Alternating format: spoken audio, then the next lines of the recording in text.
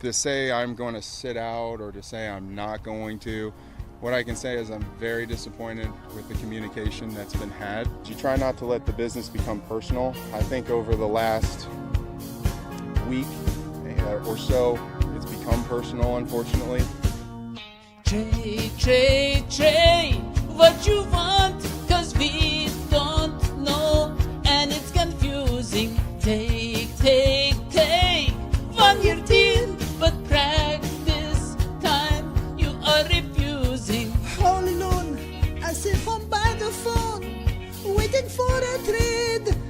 Baby, 4 more years, that's all I want, my dears. I make the fans go cheer, you know I'm driving.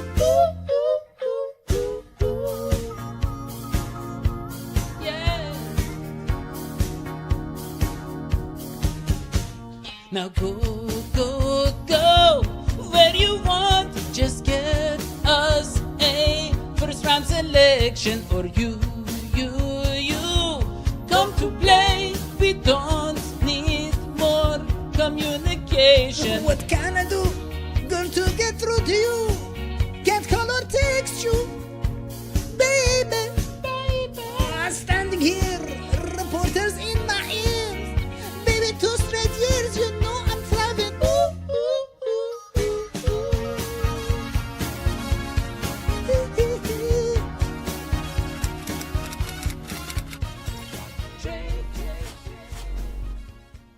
Welcome to the number one Bengals podcast. I'm your host, Eddie McDuke. I'm joined as always by Dr. Rosie, Dr. Spongy, and Fast. yes, we are here to talk about Mr. Trey Hendrickson, Yeah. who has been very outspoken about his frustration, his broken heart, and the fact that he doesn't know what the future holds anymore. He is not going to. He's been bangled. Let's just face it. This is what happens to all of our stars. This is what happens to all of our stars after a while. Yeah. They realize that. It happened to John. Remember happened to- John used yeah. to be on the show? Yeah, he got bangled. Yeah. He got bangled. Our show got bangled. It happened to Jesse Bates. It happened to Jesse Bates. But our And show, then the Bengals got bangled. That's why we lost Jesse Bates. That's right. Yeah, they got fadangled, which is worse than getting bangled. That is true. That is true. But here's the thing.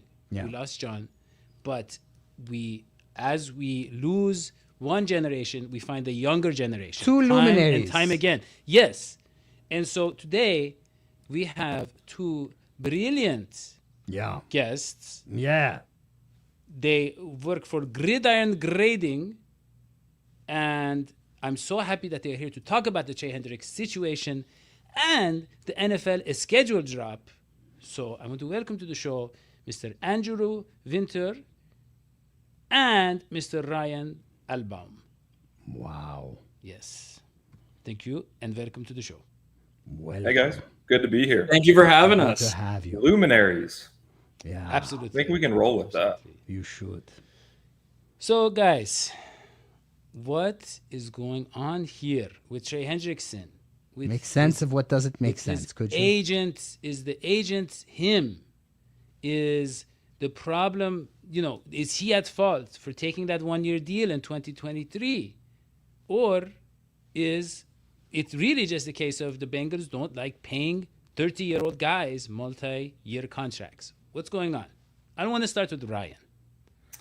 Yeah, I think you can kind of look at it from both sides and understand really where each person, each side is coming from. I mean, I understand from the Bengals perspective that Trey Hendrickson is under contract. He signed this extension last year, and they're expecting him to play at the dollar value they agreed upon when they last signed this contract. But from the other side, too, when you're the number one edge defender in the league in terms of sacks, and you're coming off of arguably one of the most productive edge seasons in Bengals history, let alone league history, you want some financial guarantees beyond that age 30 year. And as great as Trey Hendrickson's been, he's not getting any younger. So I completely understand why he wants to get his money and wants to get it now.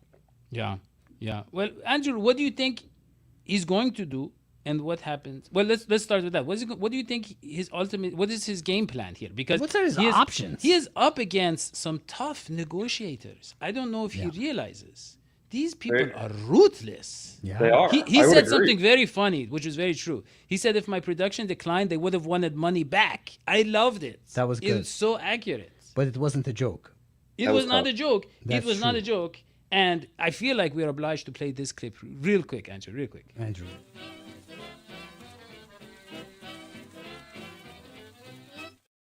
We play that every time the Bengals are cheap, so we play it every show. But Andrew, please, go ahead. I was just going to say they're very good negotiators. I think you can give them credit for that. If I were to guess how this one plays out, I think this pushes up into the start of the season and he signs a contract for less than he would be willing to or less than he wants. I think that's how it's going to play out. I think the Bengals realize that this defensive line needs him. And I think the fandom certainly realizes that. I don't think there's any way that they can put a defensive line out on the field right now without him out there. And also from Trey Hendrickson's perspective, I don't think he's going to get traded. The Bengals want a first-round pick, and they're not going to be getting that. And so I think because the two sides need each other, they're going to come to some agreement closer to the season. Again, no actual insider insight there, but if you match up this Bengals defensive line, and we're doing some work on that right now, compared to the rest of the NFL, adding in rookies, the play from players on the team last year, the Bengals defensive line without Trey Hendrickson is one of the worst in the NFL. Atrocious.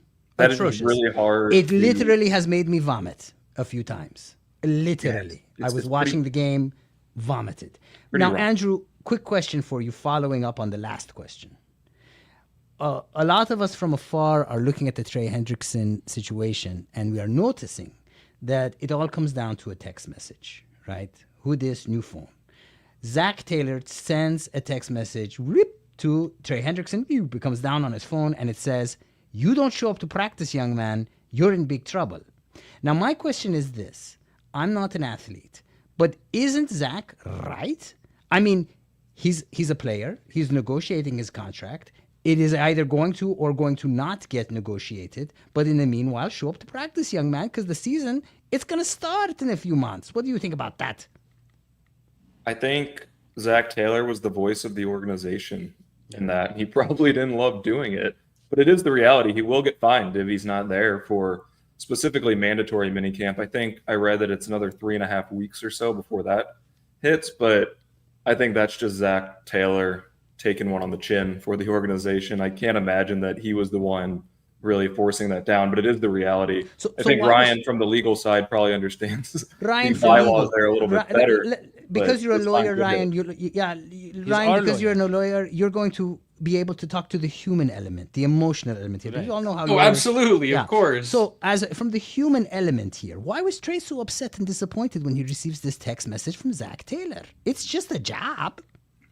I think Trey's the kind of player who throughout his whole career has been incredibly humble, and he's done nothing but produce on the field. And he's reached a point in his career where he's earned the respect of his teammates, of his coaching staff, of the team, and of other players around the league. And I think it does feel, like Trey said, a bit personal then when the head coach is reaching out to you and saying, if you don't show up to these mandatory events, we will fine you. When in all reality, Trey probably understands that and knows the repercussions of his actions, whether he chooses to attend these parts of training camp or not. And I think it really just comes down to the fact that at this point, he's owed a certain level of respect and deference for his attitude on and off the field, his production on the field as well. And it just sort of feels a bit unnecessary to have that kind of, I won't call it an attack, but that personalized message that sort of says, get your butt in gear. You've signed a contract. We expect you to be here because of that. It kind of takes away that personal element that I think he's looking for.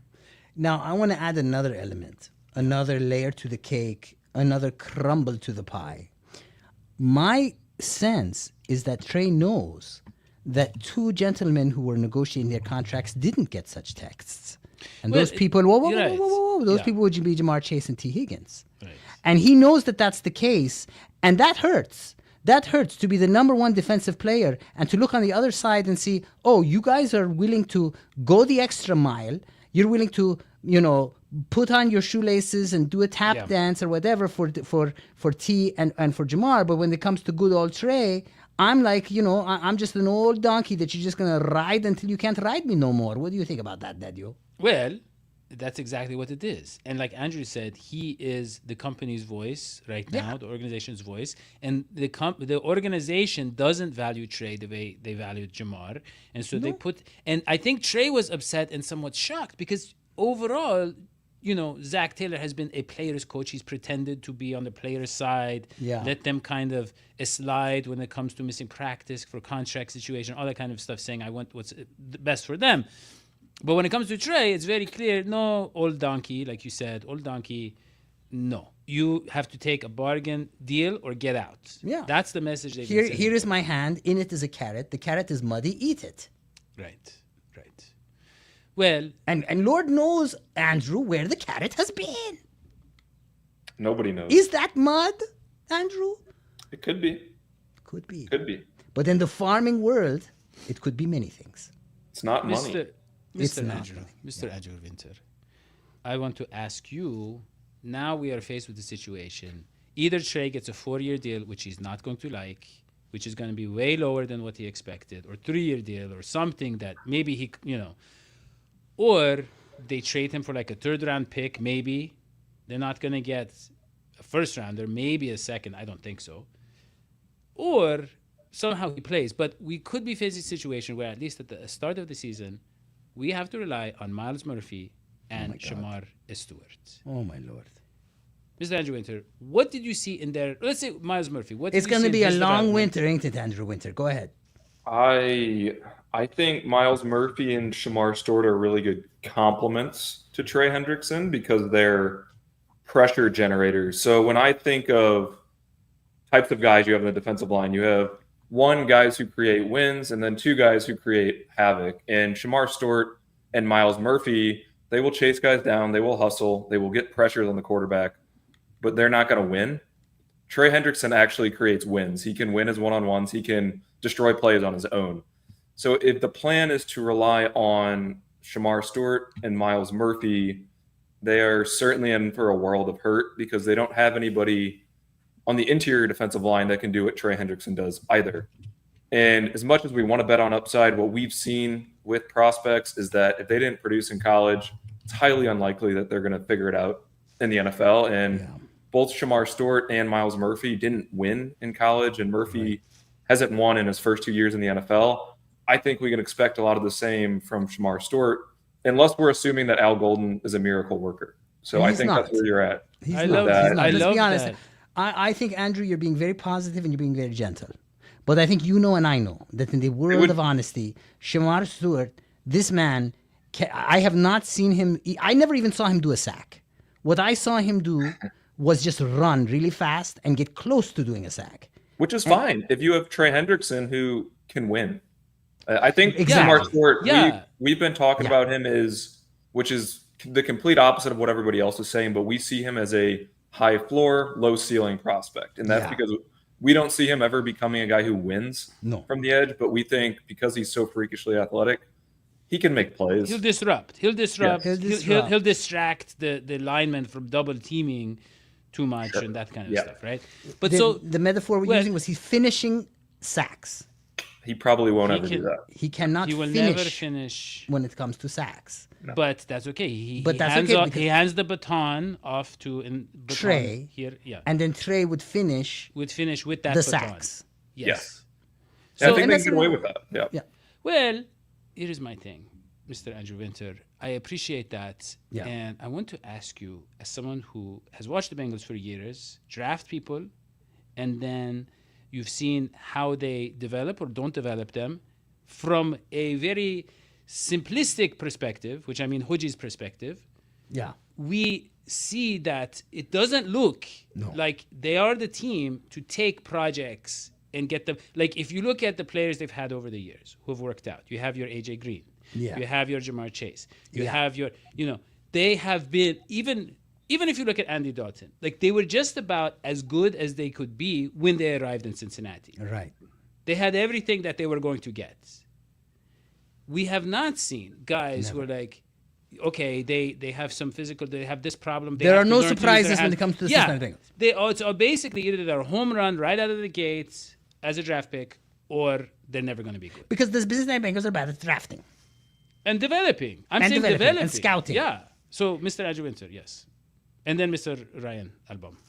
My opinion on this, and now this is our 6th year doing it, really looking at prospects, is that I don't think coaches are as responsible for the development of these players as we want them to be. And what I mean by that is these prospects are often the players they were in college in the NFL. There are some teams that have figured out how to develop at a different level. Take the Eagles with offensive linemen, for example, but that's in very rare cases. And so when we look at projects, it is really, you might have a hit rate of 10% or so when you're drafting a freakish athlete that didn't show that they could play football, to be honest with you, at a high level in college, that there wasn't a way that they won.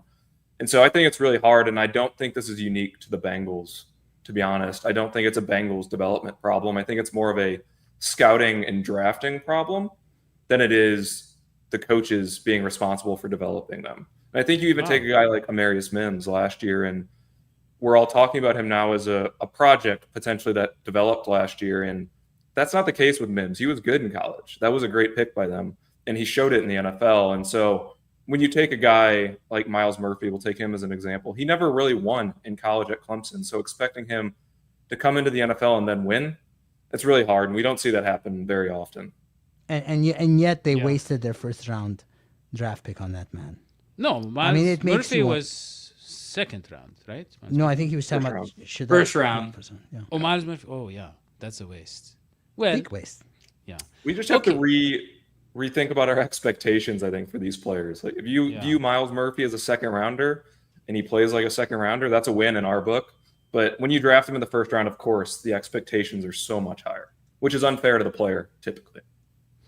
Yeah. Well, okay. So if that is all we have on this topic, we can move onto the scheduled release. Right? And Can here's I the thing. can I squeeze another topic in there that's more Yes. timely? Just real quick. Only because we got the love doctor here, Mr. Ryan Albam. And I know you're a lawyer, and lawyers are all about love and gushy mushy. I want to tell you, Ryan, a tale of love. Okay, two houses. Okay, two houses like the Capulets and the Montagues, but in this case, we're talking about the boomers and the Gen Z. You guys are Gen Z, right? And I'm a boomer. So people from my house and from their house. And the boomer I'm talking about, of course, is Bill Belichick, who, star-crossed lover, has fallen in love, he couldn't help it, with none other than Jordan Hudson. And their love knows no shame. They don't care who's going to blame them. And yet it's tearing apart college football. And I know this is not a college football show, but this is a Bill Belichick show. We're big fans of his work. I wanted to get your I want to get your input, Ryan, especially because you do law. But I want to get both of your guys' input. Really, do you blame Bill Belichick for falling in love? It's a loaded question, so be careful. It's a mine. It's mine. You can step on the mine, but that's okay.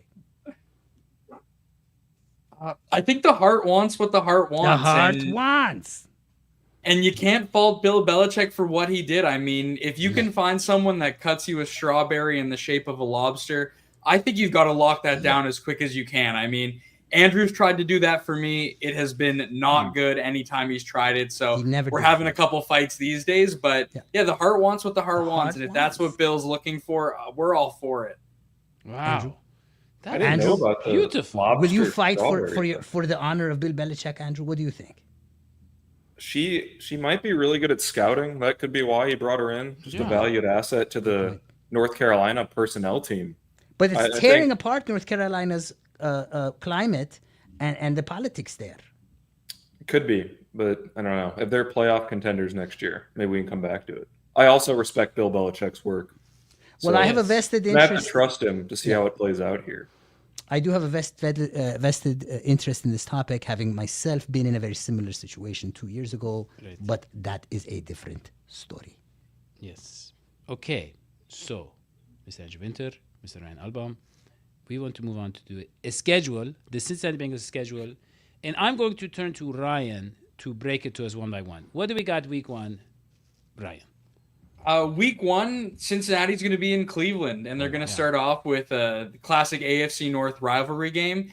I think the big question we're all wondering is who is actually going to be playing quarterback for the Browns that week. I think odds are it's going to be either a familiar face in Joe Flacco or a rookie, but I think that's a team that going into week 1, Cincinnati should hopefully be coming out with their first win of the season. And unlike, I think the past 4 years now, starting off the year on the right foot and not losing and getting things on track.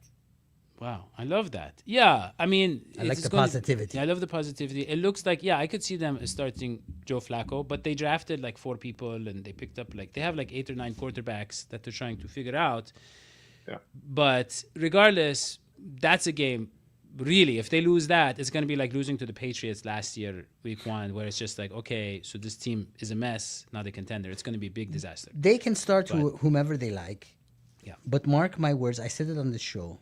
Mark my words, you can replay this as many times you want. Shedeur Sanders is going to be a superstar. I love it. That would be fun. I would have fun. If Shedeur Sanders is a superstar, that would be fun for No, them. he is. Okay. So I have it. So, yeah. Mr. Andrew Winter, week 2, we have Ryan, the Jags. The Jaguars. Yeah. Jacksonville Jaguars. Yeah, that one's going to be in Cincinnati. Thankfully, it's going to be home opener, so that'll be a lot of fun to see some young quarterbacks duel it out and also get to see Travis Hunter up close and personal for that game. That'll be great. Mr. Andrew Winter, what do we have? What do we know about the Jags at this point? Because it looked like Trevor Lawrence was a generational quarterback. Then he was a little mediocre, and then I think he kind of started to show flashes again last year. They have a new front office there, James Gladstone, who is one of our favorite personnel analysts in the NFL. So I'm expecting that roster to take a complete 180. I think it's one of the more exciting teams to watch, and I think the Bengals are lucky to get them early in the season over later, because I think that's going to be a team that figures it out. They have a good offensive line. Still believe in Trevor Lawrence. He's only 25 years old. He's actually the same age as Tyler Schuff, who was drafted this year. Tons of potential there. They have Brian Thomas, Travis Hunter, who's going to be playing wide receiver. I think they have a pretty underrated defense as well. So I think that should be a game that the Bengals win, particularly leaning on a team that should have a lot of familiarity, and the Jaguars are going to be having a bit of a turnaround, to be honest. But I think that'll be a tougher game than we're probably giving it credit for. I agree, Andrew, with your analysis. And here's a little fact for you to put in the gridiron here. You know, when I see Trevor Lawrence, immediately the vibe he gives me is that's a guy I want to hang out with at a late night diner. It's like 2:00. The only place open is like a Denny's or a Perkins. Yeah. And we're just getting the midnight special over there, just having breakfast for God knows what meal this is. That's the vibe he gives me. He's a cool guy, and that's the guy you want leading your team. By the way, long hair, as we know, traditionally has equaled power. Now, if they wanted to disempower him, they would cut his hair, but we're not going to let that happen to Trevor Lawrence. That was very important analysis. That even Andrew did not show up in his research. Put it in the iron. Charts. No. Yes, put it in the iron. Gridiron. Speaking of gridiron, yeah, go ahead, Ryan. We factored that in with Quinn Ewers. I mean, he was a high school kid with the long blonde hair, $1 million in NIL, and then cuts the hair and gets drafted in the 7th round. So we factor that kind of stuff in. But you know what can make up for cutting your hair? Growing a mustache. Aaron Rodgers figured that out. That's true. But you mentioned the word gridiron, and I don't know if Ryan knows. Oh, this is big. We are family. We are family with you. Gridiron Grading, we are family. We have a sponsorship with Green Gridiron. Now, if you are thinking, hey, what do I do with $670 in the off season? Well, you buy these helmets from our website, not our website, but use our code. Go to greengridiron.com, code Bengals1. And you can find helmets that, look at this. This one is perfect if you have any smaller people in your home, maybe animals that are particularly clumsy. You put this helmet on them. It's very popular with nephews, as we read in the reviews there. But maybe like, hey, $40, that's too much. And look at how many of them are sold out. Sold out. There are people who are just buying and buying these helmets. And this one is perfect to use as an eraser, I believe. Yeah. It is very small. Yeah. But did you know, by the way, Andrew and Ryan, did you know that the official bumpers for the NFL helmets are made by Green Gridiron? Did What you a know deal. that? Yeah, They are. yeah. And so are the warning labels. That's These right. warning labels, they're made for helmets, but you can actually stick them on any sort of dangerous item around your house, Yeah. and you can feel more safe. It will suddenly become a safe item. Put it on the stove. So Put that it was on the just, microwave. Yeah. I just thought maybe Ryan wanted to know that.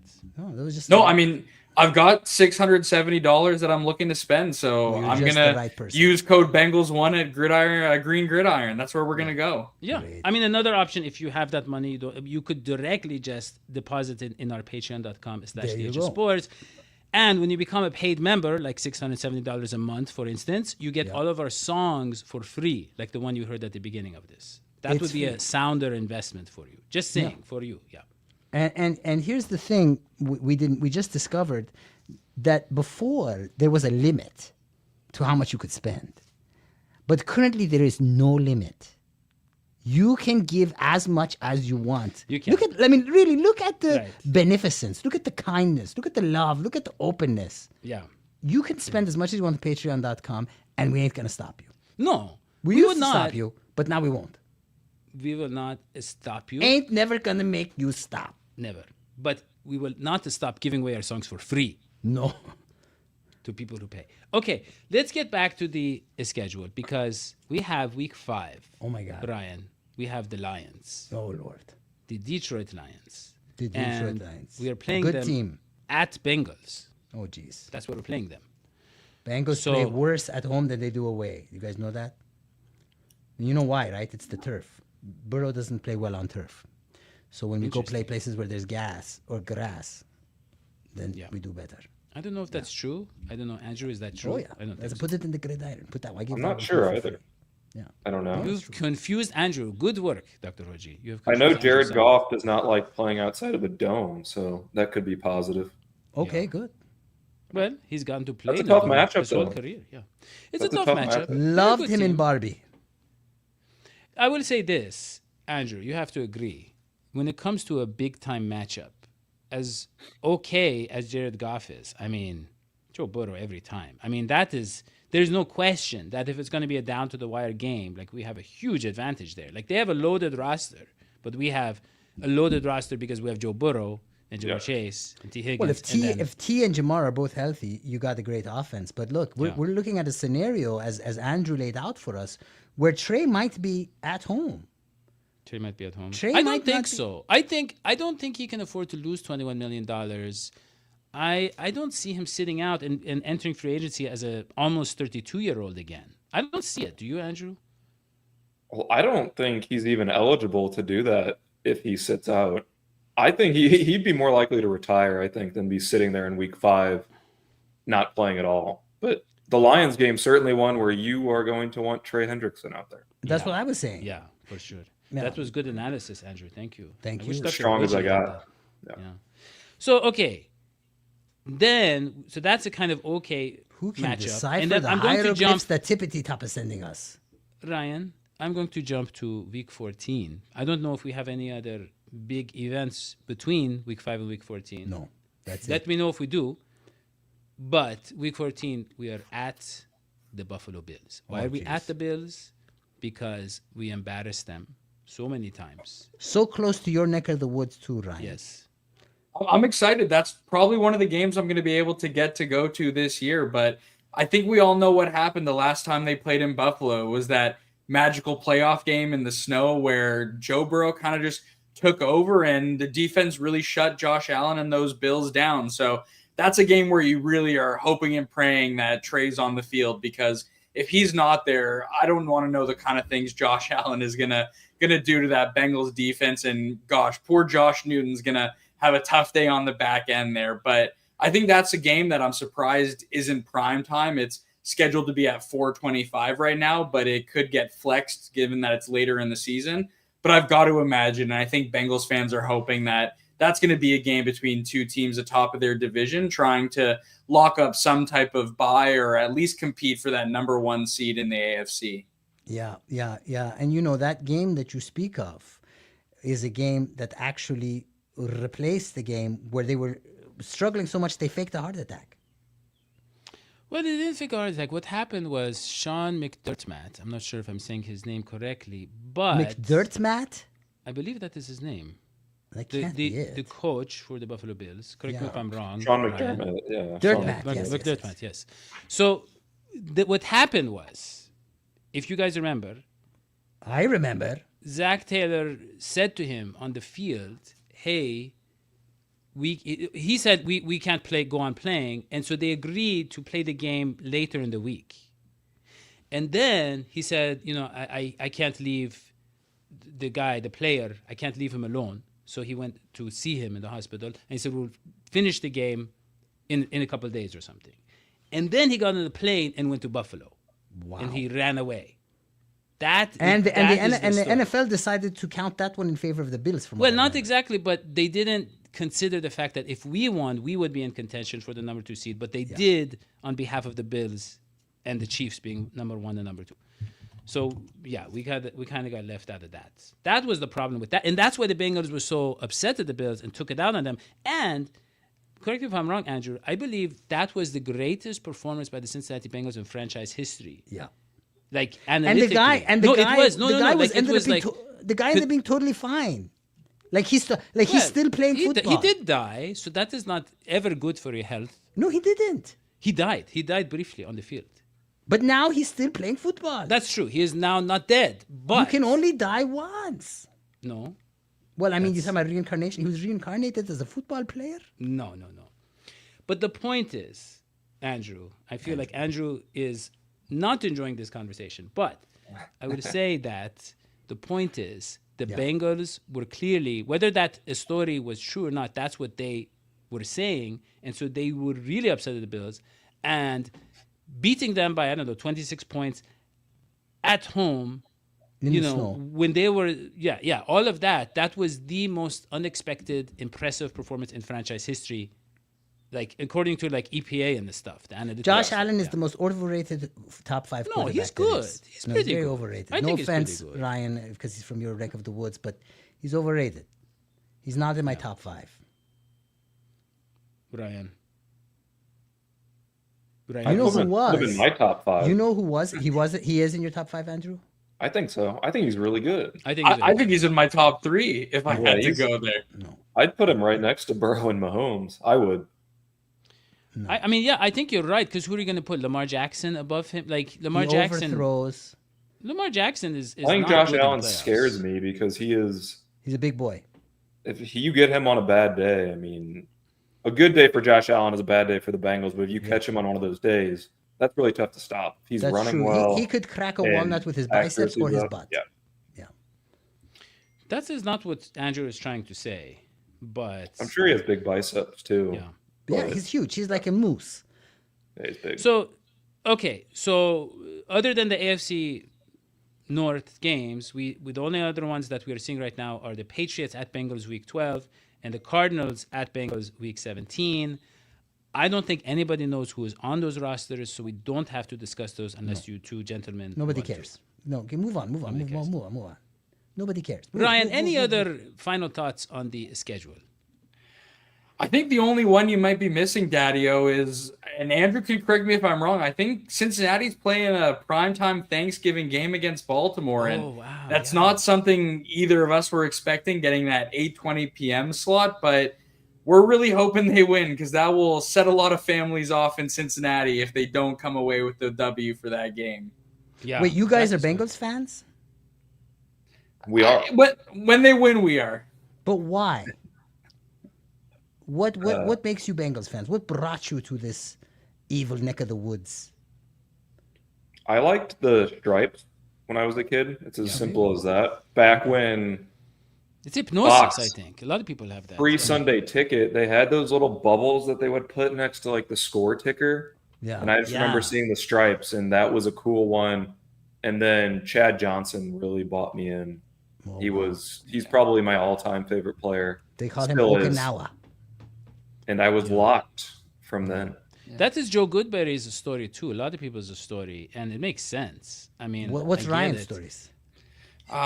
We'll get to my story in a sec, but I think Andrew also struggles emotionally, and so the Bengals like to help him feel pain, and that's really what gets him through the NFL season. But for me, when my dad was younger, his family would take road trips from Toronto to Florida, and they'd stop about 8 hours in Cincinnati, and he fell in love with the team in the 80s, Ken Anderson, Boomer Esiason, some of the best quarterbacks and the best teams that the franchise has seen. And I kind of just took it from him as I was growing up. So been a Bengals fan my whole life, the same way Andrew has been. And it's been a challenging and a frustrating fandom, to say the least. Yeah.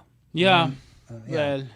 Well, it is challenging and frustrating, but at the same time, very good for comedy, I will say. They are a very good franchise to have a show like this about. So we're very grateful in that way. But I just want to say, look, anybody out there who's thinking, how do I see more of Andrew and Ryan? Yeah. Yeah. How do I see you guys support more? them? How do I support them? You guys just right? seem to pop in once every 2 weeks, and then I don't see Yeah. you. Yeah. But you can go to patreon.com/dhsports. Pay support us, the show, and we will tell you. and we will reach out to them. You want to reach to Andrew? Give me the money. No, but Money, seriously, you can go please. to Gridiron Grading on Twitter. Yeah. Go there. And I know that you two have built a website, a beautiful empire, website, really. a very beautiful website. Yeah, an empire. And so when you go to Gridiron Grading, you will find their website there as well. But definitely, Andrew, a must follow, yeah. what's the biggest shout out you've ever gotten in like the ESPN or the world, or biggest shout out Yeah, you've that's ever a good gotten? question. Yeah. I think it's biggest- this podcast. Well, thank you. That's the gotta right be. answer. That is very kind. In of you. reality, I think some of our work ended up in The Athletic this year. That was pretty It's a cool. big deal. That's That's That a was big pretty deal. cool. Shout I out think- to Paul Dehner Jr. Yeah, That's good. FanDuel Yeah. caught on to one of the posts too. Shout out to FanDuel. Gamble And that's responsibly. a pornographic site. Right. Yeah. But now they are much But more they're into intelligent. numbers. Yeah. Yeah. They're into numbers. They like But both of those fall behind this podcast, almost certainly. that is much appreciated.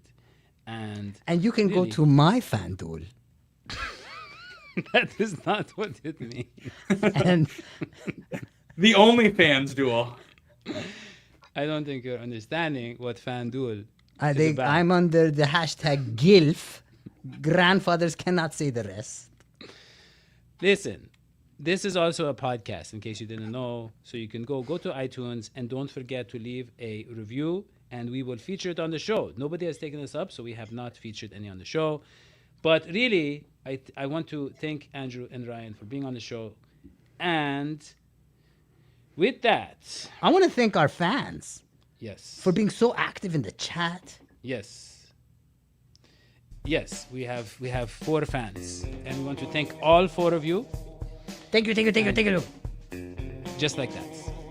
Don't forget to subscribe, turn on notifications, and in the comments, tell us if you think the Bengals will be able to develop anybody on that defensive line if they lose Trey. For Andrew Winter, Ryan Album, and Dr. Oji, Dr. Gizmoji, I'm Dadio Maktouk. We'll see you next time. So long, Isfiti. Bye.